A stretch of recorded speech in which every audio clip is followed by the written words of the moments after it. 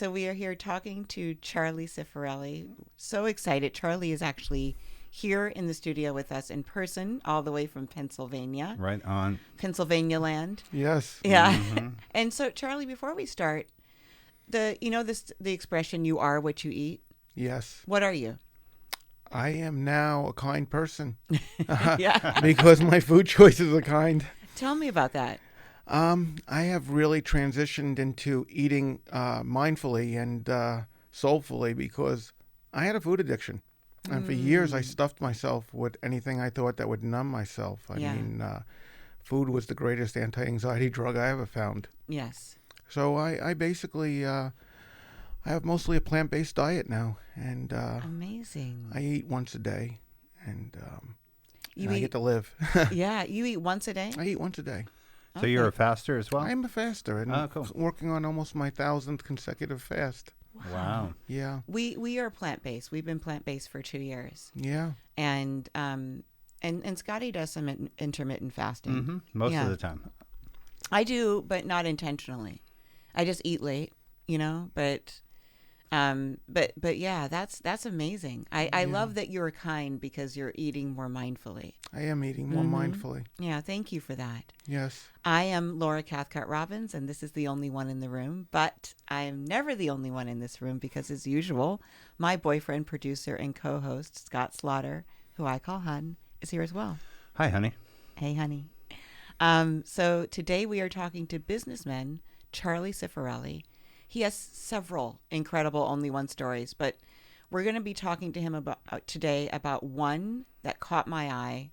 But not only did it catch my eye, it captured the heart of the world, or captured hearts all over the world, however you want to phrase it. People were in love with this story for all the reasons you're going to hear. How do you identify, Charlie? I'm just a guy. You're just a guy. I'm just a guy. You know what? Here's how I identify. Yeah, tell me. I'm a human being, not a human doing. Okay. I get up with no agenda. Yeah. Oh. I let the Wow. I let the day approach me without, and we'll get into that. Yeah. I used to be a scorekeeping transactional human. Now I got away from that. Wonderful. Yeah. Wonderful. And we'll get back to this later in the interview, but we also just celebrated the fact that you are 24 years sober this month in April. Yes. What's your sobriety date? My sobriety date is April 6th of 1998. Wow. Congratulations. Thank you. Mm-hmm. It is an amazing, amazing thing. You know that Scott and I are both 13 years sober, and this year we'll turn 14. But man, and I see those tears in your eyes. I know that it's a rebirth, isn't it? Yes. Yeah. I was one of those people that weren't getting it. I was relapsing and relapsing and relapsing, and finally, I had a spiritual awakening, Yeah. and it happened. Well, I'm so glad that it did. And it also, I'm going to tie that into the story we're going to tell because this happened while you were sober. Yes. So let me just start us off here. It was the afternoon of August 13th, 2012. Yes. There was an unhoused person who collapsed on the sidewalk in Manhattan's East Village after suffering a seizure. This person had a dog. Yes. Named Star. Yes. And Star remained nearby, Star's guardian, in a protective stance, right? While passerbys alerted police officers, there was a lot of commotion. Officers ordered onlookers to back away. And then someone tried to approach Star, but she chased her off, Yes, right? she did. Yeah. Yeah. And then an officer attempted to come close to Star's owner or guardian. Star would not move and then ran toward that officer. Yes. The officer believed that Star was a threat. So the officer drew his gun and shot Star in the head. In the head. And then while she lay critically wounded and bleeding, another officer maced her. He did. Yes. So later that day, an NYPD spokesperson reported that Star had died. Yes. So you were at that time 1,200 miles away from New York City. You were in Nebraska. You had previously worked as a correctional officer there, I did. right? Yes, I did. And then now you're running waste management at that time? We don't want to give them a plug, but I was running a waste recycling business. Okay. Yes. But you missed New York at that time. You read all the Yes. papers, you kept up, and you read this story. And so now I want you to take it from here. Well, actually, I'm going to give you one quote. Your quote. It says, "Although it looked like the dog had died, I wasn't convinced." Yes. So tell me the story from your vantage point. My story is that on August 13, 2012, I was going to, for the first time in my life, go from a scorekeeping, transactional human doing to somebody that had faith. And I looked at that video, and I could not believe that this dog was shot, that the man that was unhoused, he was a traveler. He was just a Polish guy that was just traveling the U.S. And this scene unplayed, and it was dismal, sad. But something in me, like a little boy that had hope, said this dog didn't die. And the more I dug into it, the more everybody said the dog died. Right. It was the first time I believed something I couldn't see. And I believed it like there was no tomorrow. So just intuitively. Intuitively, I felt connected to that dog. And I would find out years later that unhoused person was me psychologically laying on that curb because I was there one time. And I used to go to that same spot to buy drugs and get alcohol. And I had a dog like Star. Oh, wow. So I didn't know that at the time. I was a businessman wearing slacks and comfortable and had 125 employees, and I was making things happen. But for that moment, I believed the dog lived. And, Nebraska people are pretty fair-minded. Okay, they're quietly opinionated, not like New Yorkers. They're right in the middle. Right. I called in the VP of the company. I said, "You want to take a look at this?" He said, "Charlie, I'm sorry. It's very sad. The dog died, bled out. It's done." So from that point, I rallied behind this dog. And I said, this dog's going to live. And no matter how much I looked, it said no. So what I had to do is I had to convince myself that the dog lived. So I called the city of New York. And I never lie. I can't lie and be sober. Nice. So I said, I hit the administration apps for the New York City Animal Care and Control, and I got a lady named Renee on the phone. I talked to her about recycling. She saw my line, Yeah. and she was only too happy to talk about recycling, that the Big Apple's doing their part. Mm-hmm. We spent a bunch of time on that, and I said, "Hey, I got to ask you a question. There was a dog shot in New York City today." She goes, "Honey, we have a lot of dogs." And I gave her some more information. I heard her typing in that keyboard, and she says, "What do you want to know?" I said, "Is the dog alive?" She goes, "Well, the dog is still alive. It's at the Fifth Avenue vet." Wow. I said, "Well, why is the headline say the dog died?" "Well, it looks like it most likely will, and the public can handle the dead dog rather than one that's suffering." And from that, the story. Wow. Yeah, from that, I dove into this thing. You dove in. And then, so Star was taken out of New York, right? She was. Secretly? Secretly. And before that, you got to realize it was like a tug of war. I started the Facebook page, Star, the New York Pit Bull, and I would tell people the dog is alive, and then the NYPD would come out and say, "No, the dog isn't alive." It continued. That's crazy. But then it finally said the dog is alive, but the prognosis is grim. Oh, no. So they had to take the dog, and they stuck the dog in Philadelphia under another name. Under another name. And they renamed her Shiloh. And so how did you find her? I gave many months of my life. I brought in the biggest whiteboard and put it in my office, and I went from worrying about 6,500 customers to saving this dog's life. No way. Yeah, this was my main focus. There was no other main focus than this. This dog had to live and survive. It was intuitive in me. It was in my stomach. I was connected in my heart and my emotions. I never felt this passionate about anything but saving this dog's life. And the better part of it is, I almost got tired. I almost wanted to give up. And I have a significant other in my life that said, "No, buddy." She rolled up her sleeves and said, "You're going to finish this job."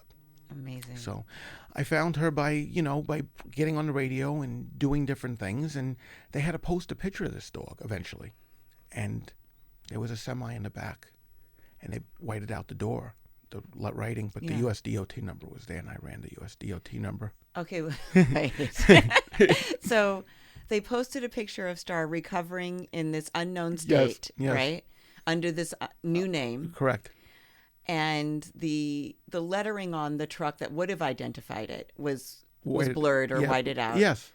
But so you ran it by a DOT number? It's just something, every truck in America has a U.S. DOT number. Okay. Okay? And that tells everything about where the truck is housed and what it does. And you could go to Safer Systems as a citizen, put the number in, and you can get the safety compliance and how they're doing with their annual inspections. So I found the truck was in Philadelphia. So now I knew where the dog might be. Wow.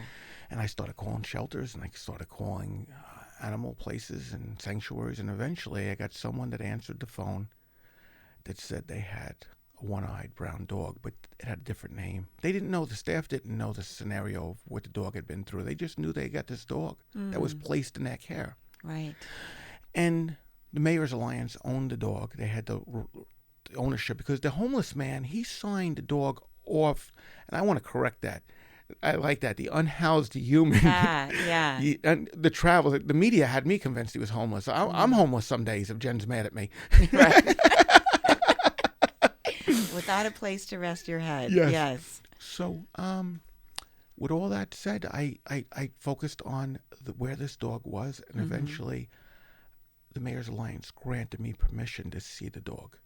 But I could not take pictures or say where the dog was. So tell me, how much time was this from the time that she was shot to this point where you're now this close to finding her? It took me from August to December to find her. So months. Months and months. Wow. No okay. sleep, nothing. You were on a mission. I was fasting before it was popular. Yeah. Just because that's all you did was you were just... I knew an insulin spike would put me to bed. I had to stay awake. Wow. Yeah. Wow. Okay, so the mayor's office grants you permission to see her, and then what? I fly out from Nebraska to Pennsylvania, but I see a guy that used to work in corrections. Now he's a TSA agent, and I can't tell him. He says, "Hey, Sif, how you doing?" I said, "I'm doing good." He goes, "What are you doing?" I said, "I'm going to go visit a dog." He says, "You're serious?" I said, "Yeah, I am." He goes, "Can you tell me any more?" I said, "Bobby, when this thing hits the presses one day, we'll all know." Wow. And as time would tell, I got to meet the dog, and they did a really nice job on carrying the story. They took photographs, and they made a story on the internet. Dog's #1 fan meets star, and basically doesn't give any information as to where the dog is. People Magazine does a little entry, and the story is a feel-good story. And I visit the dog, and one of the first things I did when I got to visit the dog was in this huge facility that was one time some type of, maybe an army base or some type of commercial facility. They made a sanctuary, and they had the dog in its own 20 by 20 room, and they had classical music playing. Oh. So the place is a sanctuary for animals. But when I met Star, I was taken back by how small she was. Oh. I mean, Little? She's little. She was 49 pounds. She was less than my knee. And I met this dog. And I hugged this dog for myself and for the world. And because this dog inspired something in me. See, I'm a guy that grew up in New York. And New Yorkers think by nature that they're famous. Okay? They just think because they're in New York, they've got something going on. Yeah. And we don't really look too far out. Not all of us, but, I kind of thought California is the border and probably Maine. I didn't even think of traveling to Alaska because I don't like to fly much. This dog made me the citizen of the world because I had people from every continent reaching out to me to want to help me and support me. And that changed my view on the world. And I was a tough guy that worked corrections. Here I am in the trash business.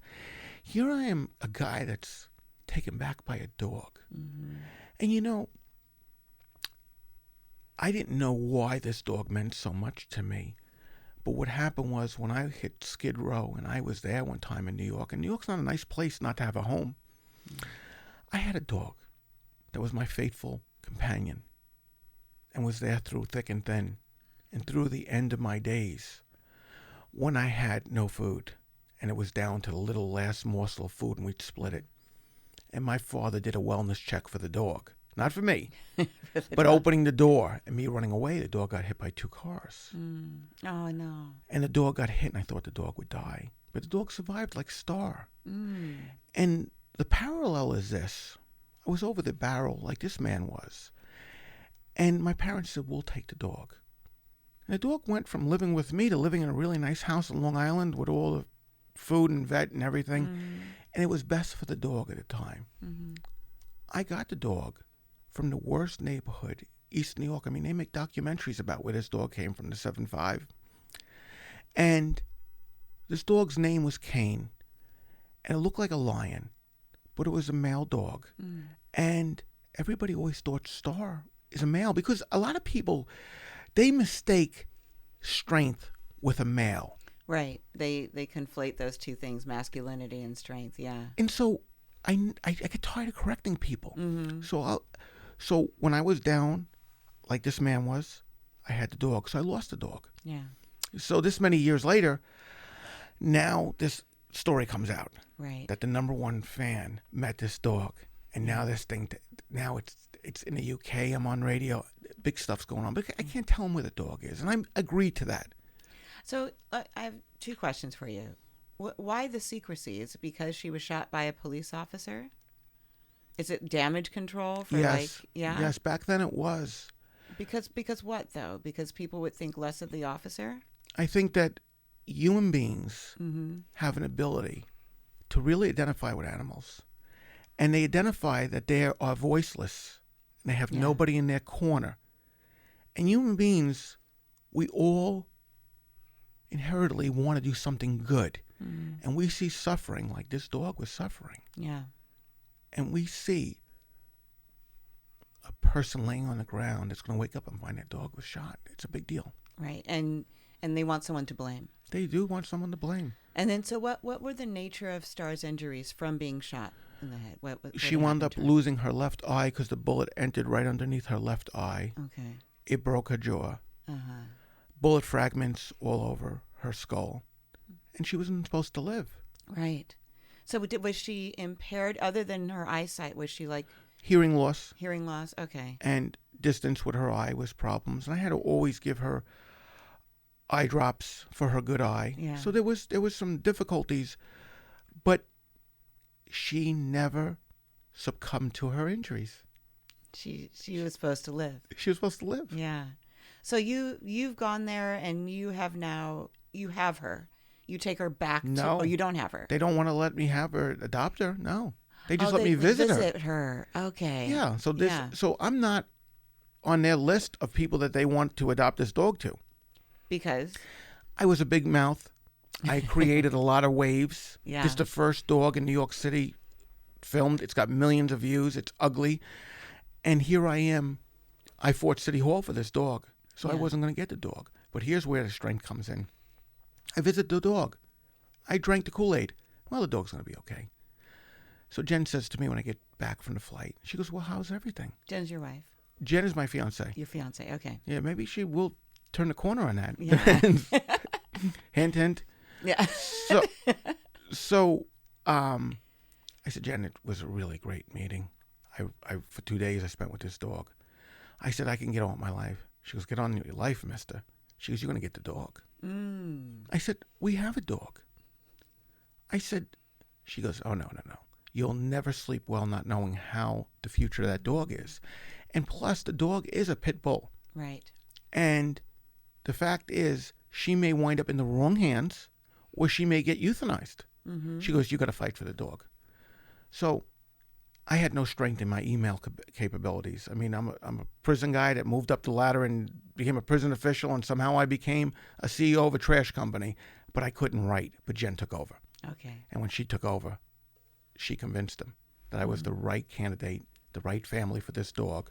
And then I have a little bit of levity. I said, look, if the dog ever bit somebody, it would be liability for the city. If the dog bit me, I'd never say nothing. Right. We'll keep it quiet. Yeah. So that was that. So they eventually they allowed the adoption to take place. Yes, in April of In April. 2013. Okay. So this had happened in August. December, you were able to see her. Yes. Right? And then in April, you were able to go and get her? In April, I was. And so did you drive? Did you fly? I had to drive, and I rented a minivan, and I signed a bunch of papers. I couldn't say that I'm her dad. I basically had to adopt her in secrecy.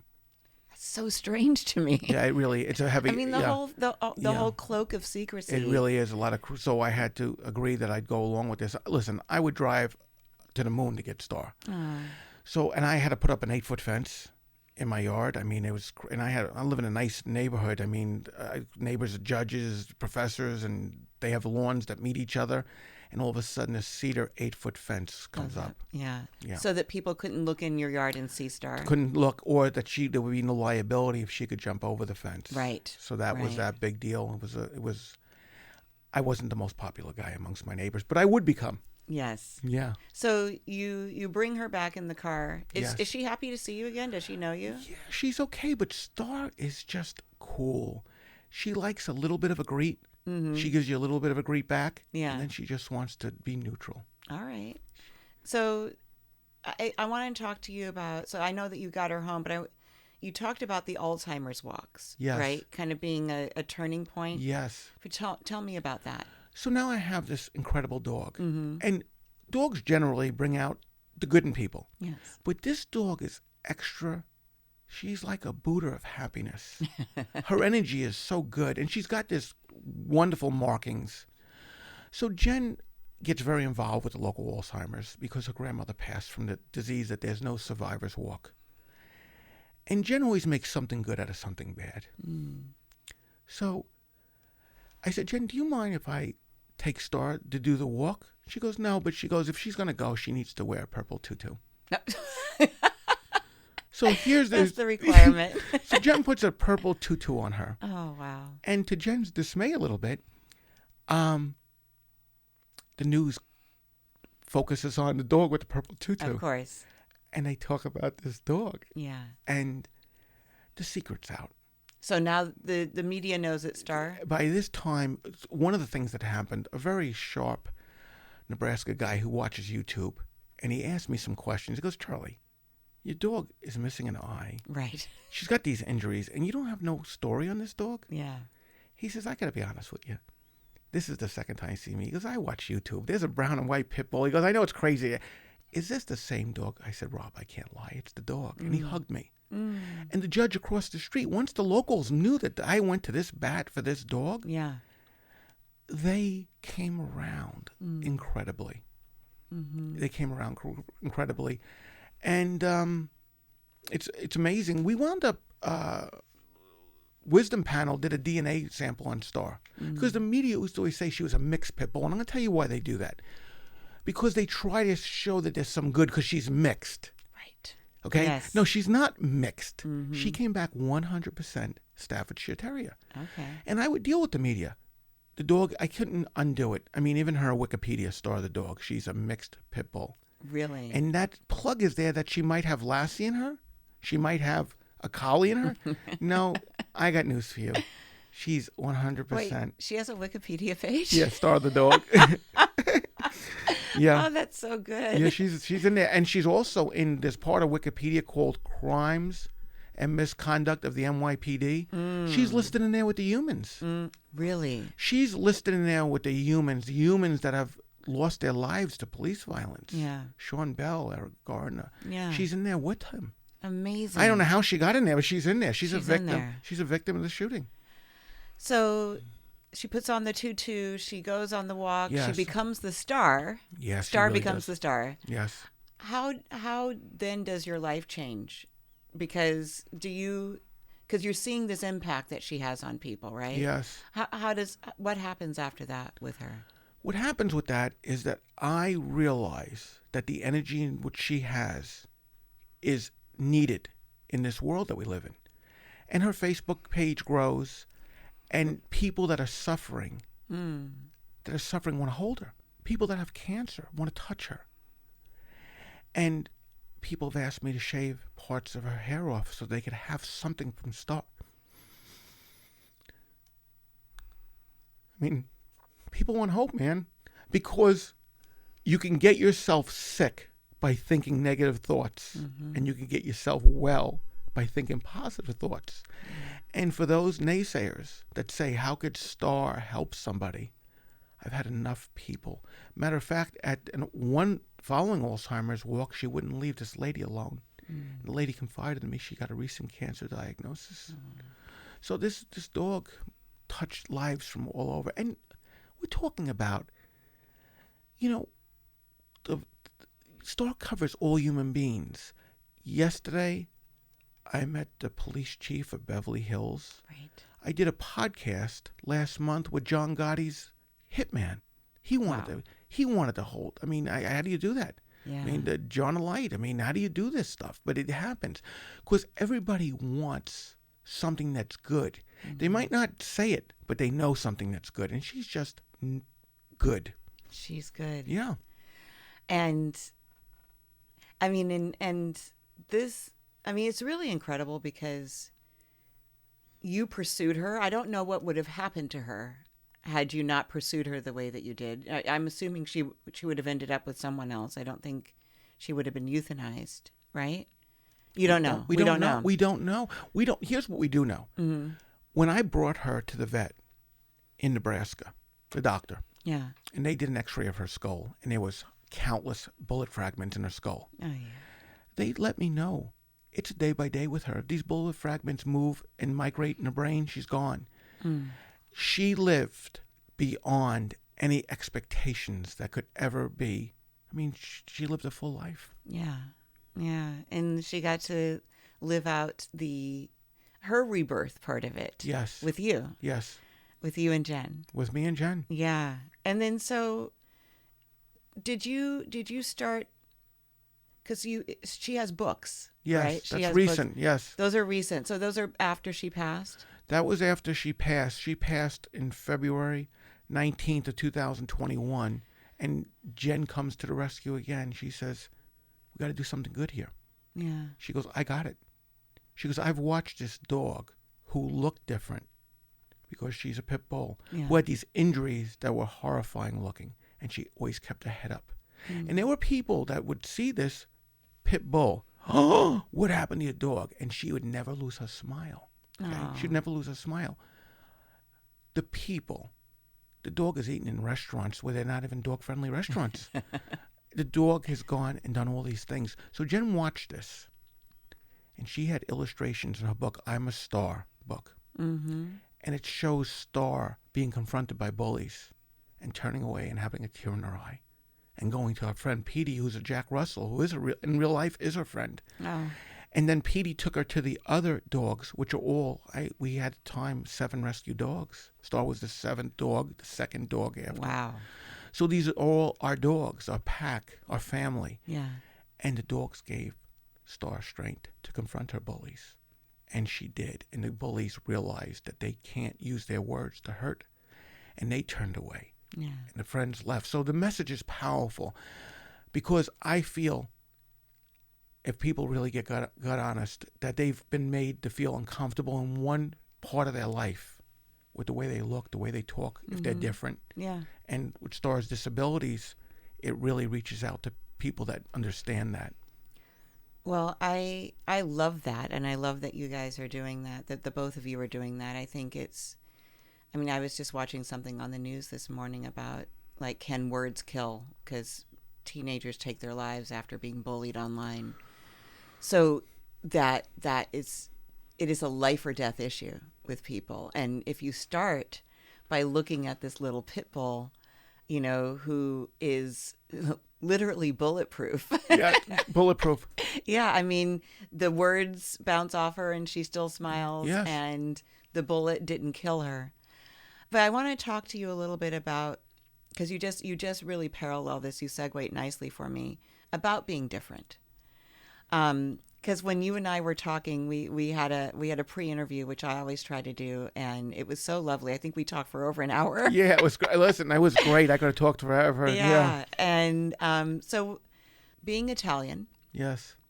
which, like for most people are like, yeah, so what? But you were a New York Italian who had moved to Nebraska, Yes. where they pronounce Italian differently sometimes. Italian. Italian. Yes. And you were a correctional officer. So just tell me, I want to talk to you about I want to hear about that, about the dinner parties that you told me about where you felt different, where they would Yes. ask you questions, and just like what that was like for you. I like to say I'm naive to a lot of things. And my mother would say this to me. Although I worked corrections, I grew up in New York, I had the disease of addiction. Yeah. I always stayed naive, almost like Forrest Gump, kind of naive about my surroundings. So I grew up in New York, and I think that I can go anywhere and be accepted as just a person. Right. So I get out to the Department of Corrections. And I always like to preface this so we don't get people, there are always some people that do the wrong thing. And there are a lot of people we want to hope to do the right thing. Yeah. But stuff started to happen. If I had to take an inmate on a transport to the hospital and I was putting chains on them to go, I mean, they got to put a belly chain, leg chains. Other staff would say the wrong guy is getting the chains put on. Wow. And that would hurt my feelings. Of course. And then as I moved up in the corrections, I got on the CERT team, the Corrections Emergency Response Team. And whether they were funny about it or not funny about it, they would say, let's make the New Yorker the inmate. Oh, because it was like role play? Yes. Ah. So that hurts. Yeah. And then it's always, do I have a mafia connection? Or they think it's funny the way I pronounce my words. And I quickly learned that there's white in America, which I thought I was really a white guy. Yeah. But I got reminded that I'm not because of things that were very painful to hear. You know, I would meet new friends in Nebraska, and then Jen would ask me, who's Hispanic, she said, honey, have they invited you golfing yet? I said, no. I said, we do lunch sometimes, but have they invited you? So there were people that did hurt my feelings. And I try to say to myself that I handled it like Star. I let it roll off my back. But we're going to talk about, if we can, a situation that really hurt my feelings. Tell me. I got invited to a political event. And I got to tell you, as someone in recovery, I'm not a political person. I just can't be. Good. I'm sorry, people, I can't be. You need the balance. I need your the emotional balance. Yes. So I got invited to a political party. It was a nice dinner. And the county prosecutor was there. And a newly elected federal judge was there. And the county sheriff was there. And the county tax assessor was there. And there was me and Jen at the table. And we were having a good time, we thought, until the county tax assessor asked in front of everybody, Charlie, you've got some mafia ties back east. How are they doing? Wow. And wow. I was so hurt. I didn't even know what had happened to me, and I realized it. I mean, I thought, you know, I was really accepted, that I was one of them, or whoever that is. I mean, I'm one of the guys, I'm one of the girls, whatever you want to say to me. I thought I was there. So at least the judge, he admonished the tax assessor, publicly, the wife of the judge, right there. And I was made to feel as comfortable as you could feel after that. And the county, the county sheriff took the tax assessor to the side. But, you know, life has a way of working things out. It was only maybe a short time after that he got caught with a felony for not paying taxes on the vehicles he was buying and selling.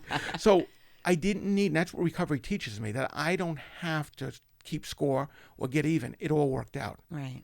But I grew from this, you know, and I reached out to the tax assessor in Omaha, Nebraska, who's African American, thinking that I sent him, thinking that I would get some feedback or something, and it was just, you know, a praying symbol, and that was it. Right. That's how it is. So this guy was, or this person was taking a shot at you by labeling you as a criminal. Yes. In this very well-to-do room Yes. where everybody was well-heeled and well-known. Yes. And so they wanted to make sure that you knew that you were different. I was different. Yes. I was different. In a negative way. In a negative way. Yeah.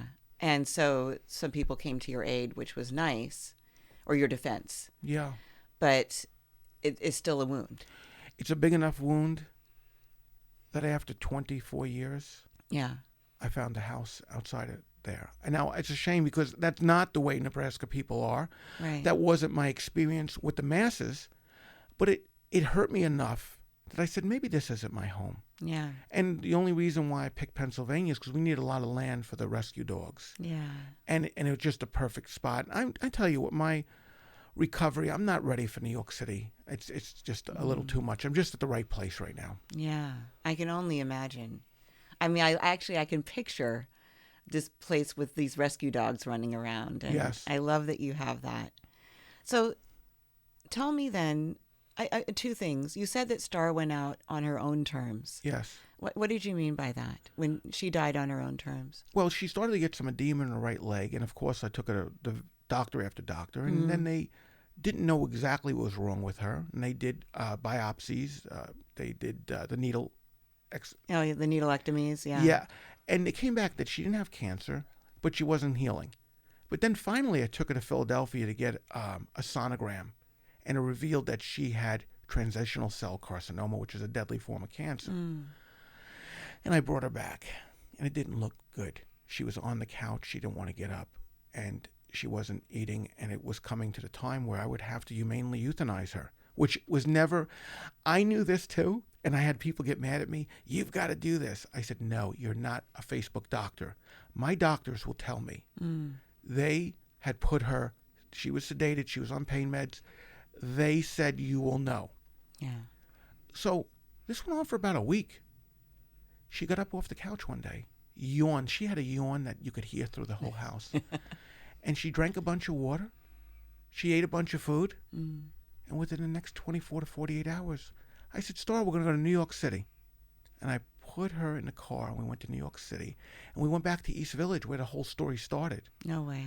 And the people came out, and they said, I follow you on Facebook. I know that Star there. And the energy was incredible. And she enjoyed this energy. And from there, we went to Freedom Tower. We spent time there. And people can't contain themselves with Star. Even the NYPD were hugging her and this and that. And we talked about it. She was in the November issue of the Blue magazine, her story. Yes. So she's come full circle. Yeah. Everyone and anyone that wants hope, that likes the word love, and likes connectness. I mean, she connects people. She's the ultimate networker.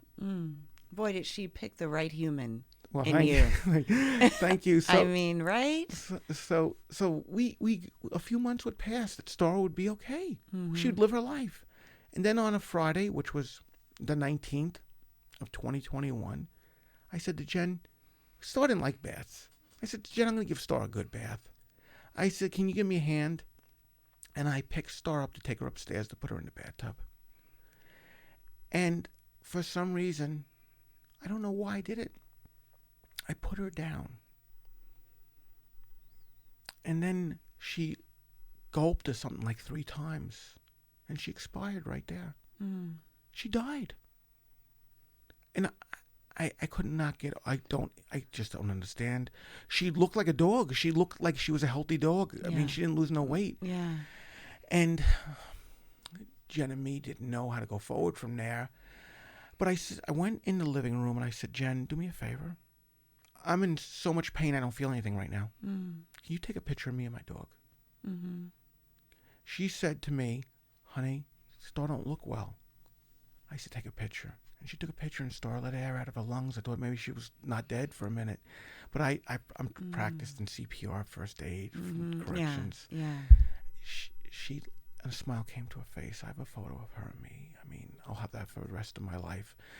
And so she has left this physical realm. But my dogs still think that she's there because Jen spots that. You know, Jen's a long time vegan. And I think that when you do that and you don't drink, I think that you get ultra sensitivity to stuff that people can't see. She's got the third eye. She says, these dogs are interacting. We have a dog that interacts at nighttime like Star's around. Wow. So we have that. And Laura, I'm here today in front of you giving this interview because it would have been selfish of me not to continue telling this story of love. Yeah. Wow. I mean, I could end the interview right there because that was so beautiful. Thank you, Charlie. I do want to ask you a couple more things, though. The reason I brought up you're feeling different and being made to feel different was because pit bulls have a stigma. And I know that part of your work is to destigmatize the breed, Yes. that breedism, Yes. not racism, not sexism, but breedism. Yes. What message do you have for people who might be thinking of rescuing a dog but are afraid of pit bulls or a pit mix or whatever? Well, number one, not every dog is for every family in every situation. I mean, I got a Jack Russell and got taught a lesson. I'm not young enough for a Jack Russell. Right. Okay, I don't have the energy for the Jack Russell. Yeah. Every dog is an extension of who their parent was. So if a dog was fed negativity, meanness, that dog might be in a shelter and that dog might be reactive. And a lot of people want to get too cozy with a dog right off the bat and put their face in a dog's face, which is Right. blurring a boundary. I would say give any dog that you think, based on your lifestyle, if you're an active person and you think a pit bull or a pit bull mix, I don't even like who even knows what Yeah. dogs mixed with, give it an opportunity. Because remember this, in the 70s, the Dobermans were stigmatized. What happened to all their bites? Right. We know that the German Shepherds bite yeah. a lot. The police officers have trouble with some of the handlers. They turn around and bite them. We need in America, in the United States, in the world, a dangerous dog ordinance, meaning that we take case by case. Unfortunately, the pit bulls are very strong dogs, and they're really the victims in all this. Yeah. They're the victims of humans that don't treat them well. Right. And that really is the strength. And then we know that the shelters are full of dogs that really need a home. So consider adopting a dog rather than buying a dog. Yes. And Yes. consider that the dog in the photo at the shelter may not have the perfect lighting. You know, I say this all the time. Lighting is paramount with these shelter pictures. If you take a dog and you take a picture in a shelter, the environment's not even right. Give it some light. As we know, there's something called black dog syndrome, okay? And you Yes. can look this up, where the black dogs don't get an opportunity, or the black cats. The black cats. Because they don't yeah. photo as well and as happy. Well, I will say this to you. I adopted a black pit bull named Sadie. Sadie unwanted for 11 months. They were going to euthanize her. She looked pretty scary in that kennel in Hampton, Connecticut. She has given so much love to people in my home, and she is my rock right now with Stars Gone. Oh, wow. Thank you. And you'll see our two black dogs in just a few minutes. Okay. But I never thought about the lighting in a photo. Like it's like a dating app, right? Yeah. So you need for people to look their best. You need the dogs to look their best. You need to be able to see them. There's a song for Star on iTunes right now. Yes. Tell me about that. Someone that's been in this journey from the beginning and has been supportive, an artist named Liz Berger. Liz wanted to do something extra special for this dog. She created an instrumental song, Star's Journey. And this song has been released on iTunes. And now she has written the lyrics for this song. And a Ukrainian artist has come forward to sing these beautiful words that will be paired with the instrumental. And I don't know much about music, but I know that I listened to this. And this actual photo on the cover is Star and me that was taken on the front lawn of our home. Amazing. Where we used to hang out. Wow. Wow. What a wonderful tribute. Yes. And also the tie-in to the people of Ukraine who are fighting so hard right now for their very lives. They're fighting for their very lives. And just think of this. Here's a story about, if people want to minimize, it's just a dog. All that the Ukrainian people got going through, a Ukrainian person wants to sing this song. Because the song is love. Yeah. The song is togetherness, and it's hope. Yes. With peace. Beautiful. Charlie, tell me, where can people find you? People who want to follow you, see Star Story, buy the books, whatever. Yeah. A couple places. For Star of the New York Pitbull is our Facebook page. Okay. I'm a starbook.com is the website where the book could be purchased, or on Amazon. I'm a Star Book. You could find me on Charlie Cifarelli Instagram, or you could connect with me on LinkedIn. I'm on LinkedIn. There's only one of me. Wonderful. And I do respond to everyone, even though time is short and we get busy. I do respond to people. That's great. Yeah. That's great. And also in the show notes of this episode, you'll see the links. So people, You don't have to go look on the net. You can just click the links in the show notes and find Charlie and find the Star books and find out how you can, be of service in this area to a dog who might need you. This is great. Yeah. Thank you so much, man. Thank you for you. coming out. Yeah. We brought the heat out for you this week. I needed it. I'm never complaining about the heat. Yeah. And it has been such a beautiful conversation. I wish we were like those 2-3 hour podcasts, Don't need to be. But I think you told it really well, and I welled up several times. I'm sure our listeners have, and just thank you. Thank you for this conversation. Thank you. Thank you, Charlie. Yeah.